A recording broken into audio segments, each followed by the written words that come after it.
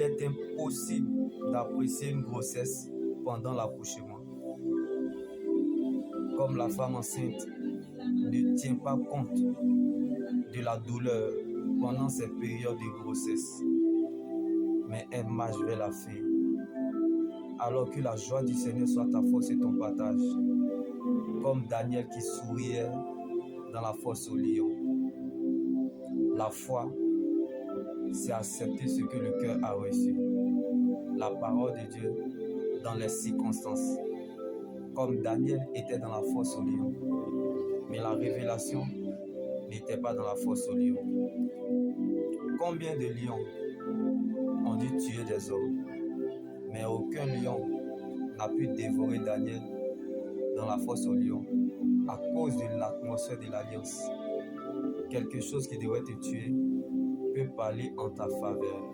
Tu sortiras vainqueur de là où personne n'a survécu.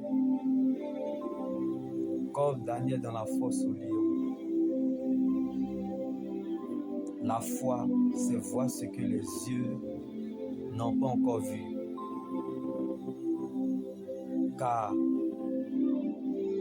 c'est la fosse au lion qui a réveillé le lion de la tribu de Juda qui sommeillait en Daniel.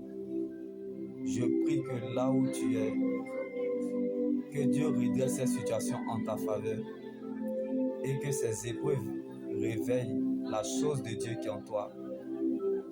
Car la vie de Dieu qui est en toi est trop importante pour qu'une flèche te tue. Si tu es encore là, c'est que Dieu l'a voulu. Pour celui qui vit, il peut toujours encore attendre quelque chose, comme Daniel dans la fosse au lion.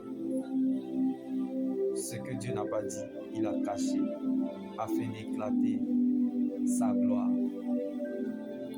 Comme il eut une nuit, d'où le roi ne put manger ni dormir, sans faire venir des danseuses devant lui, parce que Daniel était dans la fosse au lion. Si tu as eu à faire des sacrifices pour des gens, et il n'y a pas eu de retour, je t'annonce que Dieu parlera à ta place. Comme la souveraineté de Dieu dans la vie de Daniel, dans la fosse au lion. Dieu ne se trompe jamais si c'est ce qu'il fait. Lorsqu'il met son choix sur toi, c'est que tu as un témoignage quelque part. Donc tu ne finiras pas là où tu es. Car Dieu t'attend à quelque part.